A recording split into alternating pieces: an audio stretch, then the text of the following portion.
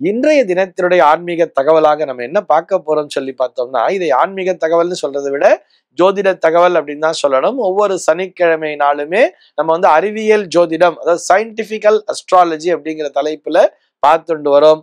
அந்த வரிசையில இன்னைக்கு என்ன பார்க்க போறோம்னு சொல்லி பார்த்தோம்னா, ஜோதிடம் பார்ப்பதால் பயன் உண்டா அப்படிங்கிற ஒரு கேள்விக்கான விடையையும் பார்க்க போகிறோம். நிச்சயமாக ஜோதிடம் பார்ப்பதால் பயன் என்பது உண்டு.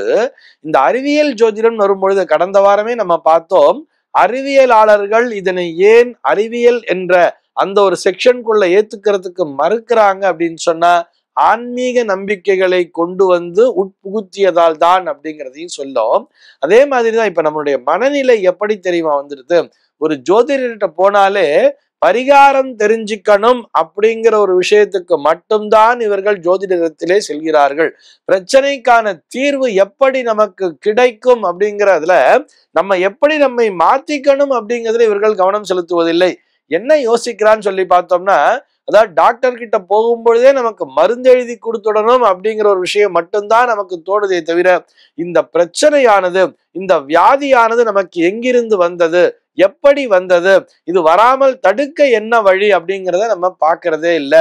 அப்படியே டாக்டர்கிட்ட போற மாதிரி தான் நம்ம அஸ்ட்ராலஜர்ட்டையும் போறோம். நமக்கு இந்த நேரத்துல இந்த வலி சரியா போயிடணும், ஆக அவர் இதுக்கு ஒரு பரிகாரம் சொல்லணும் அப்படிங்கிற ஒரு விஷயம் மட்டும்தான் நமக்கு கண் முன்னால் வந்து நிற்கிறது. இப்படி பரிகாரத்தை எதிர்பார்த்து போனால் ஜோதிடம் பார்ப்பதால் பயனே இருக்காது. எப்படி தெரியுமா? இதனை அறிவியல் பூர்வமாக அணுக வேண்டும் அப்படிங்கிறத வலியுறுத்துகிறேன். பிரச்சனை என்பது எங்கே இருக்கிறது? ஒரு அஸ்ட்ராலஜர்கிட்ட போறோம்னு சொன்னாலே யாரும் நல்லா இருக்கிறவங்க யாருமே நான் நல்லா இருக்கேன் சும்மா போய் பார்க்கிறேங்கிற மாதிரி பெரும்பாலும் யாரும் சென்று பார்ப்பதில்லை. 100க்கு 99 பேர் ஏதோ ஒரு பிரச்சனை என்பது வரும் பொழுதும், அல்லது தங்களுடைய குழந்தைகளுக்கு திருமணம் என்பது நடக்க வேண்டும் என்பதற்காகவும், அல்லது குழந்தை பேர் இன்மை அப்படிங்கிற ஒரு விஷயம் இருக்கு, குழந்தை பிறக்குமாங்கிறத பாக்குறதுக்காகவும் தான் வராளை தவிர, பொதுவா நான் நல்லா இருக்கேன் நான் என்ன பண்ணணும்னு கேட்டு யாருமே, அதாவது 100ல 99 பேர் வர்றதில்லை. ஏதோ ஒருத்தர், ஒரு சில பேர் மட்டும்தான் இந்த மாதிரி ஜாதகம் பார்க்கறதுக்கு வரா. இது எதுக்காக அப்படின்னு சொன்னா, அந்த ஜாதகத்தை பார்த்து இப்பொழுது என்ன திசாபுக்தியானது நடக்கிறது, அந்த கிரகங்கள் அவர்களுடைய ஜாதகத்திலே எந்த இடத்திலே இடம் பிடித்திருக்கிறார்கள், அதன் மூலமாக என்ன பலன் நடக்கும் என்பதை மட்டும் தெரிந்து கொண்டால் அது அறிவியல் பூர்வமாகவே இருக்கும். சரி, ஒரு பிரச்சனை வரும் இருக்கு, இவருடைய ஜாதகத்திலே லக்னத்திலேயே செவ்வாய் ராகு அப்படிங்கிறது இணைஞ்சிருக்கு, 7ஆம் பாவத்துல பார்த்தோம்னா சனியும் கேத்துவும் சேர்ந்திருக்கு அப்படின்னு சொன்னா, இவரிடத்திலே எப்படி பிரச்சனை வரும்னு சொன்னா, கணவன் மனைவிக்குள்ளாக கண்டிப்பாக பிரச்சனை என்பது வரும். அது கூட யாரால்னு சொன்னா அது இவராலேயத்தான் இருக்கும் என்பதை புரிந்து கொள்ள வேண்டும். அதனை அந்த ஜோதிடரானவர் எடுத்து சொல்லுவார்.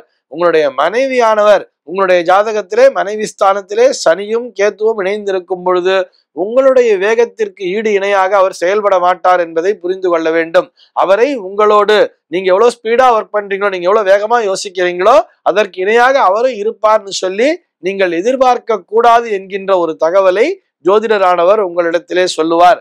அதனை விடுத்து நான் போய் அந்த கோவில்ல பரிகாரம் பண்றேன், இந்த கோவில்ல பரிகாரம் பண்றேன்னு சொல்லிட்டு பரிகாரம் பண்ணிட்டு எனக்கு சரியாவே போகலையே, என் பொண்டாட்டிக்கிட்ட அந்த ஸ்பீடே இல்லை, எப்ப பார்த்தாலும் சோம்பேறித்தனமாவே உட்கார்ந்து இருக்கான்னு சொன்னா, உங்களுடைய ஜாதகத்திலே அப்படித்தானே விதி என்பது அமைந்திருக்கிறது.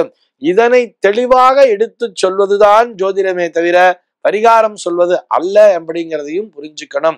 யார் மீது தவறு தான், நான் உதாரணத்திற்கு சொல்லும் பொழுது, ஒரு கணவன் மனைவி பிரச்சனை அப்படிங்கிறது வரும்பொழுது கூட எடுத்த உடனே டைவர்ஸ் அப்படிங்கிற விஷயத்துக்கு போகாம யார் மீது தவறு இருக்கிறது, ஒரு தேர்ட் பர்சனா இந்த கணவன் மனைவி 2 பேருமே சேர்ந்து மியூச்சுவல் கன்சர்ன்காக ஒரு வக்கீல்கிட்ட போறாதானே, அந்த மாதிரி ஒரு வக்கீல்கிட்ட போறதுக்கு முன்னாடி மியூச்சுவலாவே 2 பேருமே சேர்ந்து கூட ஒரு ஜோதிடரிடம் சென்று ஆலோசனைகளை பெற்றுக்கொள்ளலாம். அவர்கள் இருவருடைய ஜாதகங்களையும் நேரா 2 பேர் மட்டும், வேற யாரும் இந்த பக்கம் அப்பா அம்மா அந்த பக்கம் அப்பா அம்மா எல்லாம் தேவையே இல்லை. இவர்களுக்குள்ள சண்டைன்னு வரும்பொழுது என்ன பண்றா, டிவோர்ஸ் கேட்டு என்ன பண்றா, ஒரே வக்கீல்கிட்ட மியூச்சுவல் கன்சென்ட்டுக்கு போறாதானே. அதே மாதிரி ஒரே ஒரு ஜோதிடத்தையே 2 பேருமே சேர்ந்து போக வேண்டியது. அவர்களுடைய ஜாதகத்தை காண்பித்து பிரச்சனை என்பது எந்த இடத்திலே இருக்கிறது, இதனை எப்படி சரிப்படுத்தி கொள்ள முடியும், இதை சரிப்படுத்தி கொள்ள இயலுமா இயலாதா என்பதையும் ஜோதிடரானவர் சொல்லிவிடுவார். இந்த கேரக்டர் அனலைசிஸ்ங்கிறத வச்சு உங்களுடைய குணாதிசயம் இப்படி, உங்களுடைய குணாதிசயம் இப்படி, நீங்கள் சற்று இந்த இடத்திலே இறங்கி சென்றால் வாழ்க்கை என்பது வளமாகவே இருக்கும் அப்படிங்கிறதையும் அவர் தெளிவாகவே சொல்லிடுவார் தானே. நம்முடைய தலையெழுத்து எப்படி இருக்குங்கிறத அழகா ஜோதிடரானவர் விளக்கி விடுவார் அப்படிங்கிறதுக்காக சொல்றேன். அதே மாதிரி குழந்தை பேர் இன்மை அப்படின்னு வரும் பொழுது ஆணிடத்திலே பிரச்சனையா அல்லது அந்த பெண்ணிடத்திலே பிரச்சனையா என்பதையும் அந்த ஜோதிடரானவர் உங்களுக்கு தெளிவாகவே சொல்லிவிட முடியும். அதன் மூலமாக என்ன பண்ணலாம், தத்துப்புத்திர யோகம் என்பது இருக்கிறதா, ஒரு குழந்தையை தத்தெடுத்து வளர்க்க வேண்டுமா, ஒரு குழந்தையை தத்தெடுக்கின்ற நேரம் கூட இவர்களுக்கு இயற்கையாகவே கூட குழந்தை பிறப்பதற்கான வாய்ப்பு உண்டு. இது போன்ற விஷயங்களை கூட ஜோதிடத்தின் மூலமாக அறிந்து கொள்ள இயலும் அப்படின்னு சொல்றேன்.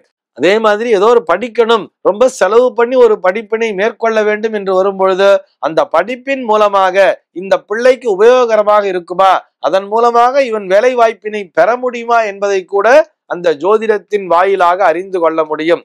நமக்கு என்ன தீர்வு அப்படிங்கிறத ஜோதிடம் சொல்லிடுமே தவிர, ஆனா நம்ம அந்த தீர்வை நோக்கி செல்லாமல் நம்ம என்ன எதிர்பார்க்கிறோமோ அது நமக்கு நடக்கணும், அது நமக்கு கிடைக்கணும், அதைத்தான் அந்த ஜோதிடரும் சொல்ல வேண்டும்ங்கிற ஒரு எண்ணத்தோட நம்ம போறோம் இல்லையா, அங்கேதான் ஜோதிடம் என்பது ஒரு கலையாக மாறி போய்விடுகிறது. நம்மை சந்தோஷப்படுத்துவதற்காக ஜோதிடர் சொல்லிட்டான்னு சொன்னா அது வெறும் கலையாகவே இருக்கும். அதே நேரத்திலே அவர் உங்கள் ஜாதகத்திலே என்ன விஷயம் இருக்கிறதுங்கிறத மட்டும் சொன்னார்னா, ஏன்னா இதற்கு காரணம் என்னன்னு சொன்னா நாம் தான் ஜோதிடரிடத்திலே அவர் இப்படித்தான் சொல்லணும்னு எதிர்பார்த்துட்டு போறோம், அதே மாதிரி இந்த பரிகாரம் சொல்லணும்னு எதிர்பார்த்துட்டு போறோம், அங்கேதான் நாம் தோற்று போகிறோம் என்பதையும் தெரிந்து கொள்ள வேண்டும். நம்முடைய இந்திய ஜோதிடம் என்பது முழுக்க முழுக்க அறிவியல் சார்ந்த விஷயம்தான். இந்த அறிவியலை நாம் அறிவியலாகவே அணுக வேண்டும் என்பதுதான் அடியேனினுடைய பிரார்த்தனை. இந்த தகவலோடு இன்றைய தினம் நான் உங்களிடமிருந்து விடைபெற்றுக் கொள்கிறேன். மீண்டும் உங்கள் அனைவரையும் நாளைய தினம் ஒரு சுவாரஸ்யமான தகவலோடு சந்திக்கிறேன். எம்பெருமானினுடைய திருவருளினாலே இந்த நாள் உங்கள் அனைவருக்கும் சுப தினமாக அமைவதற்கு வாழ்த்துக்கள்.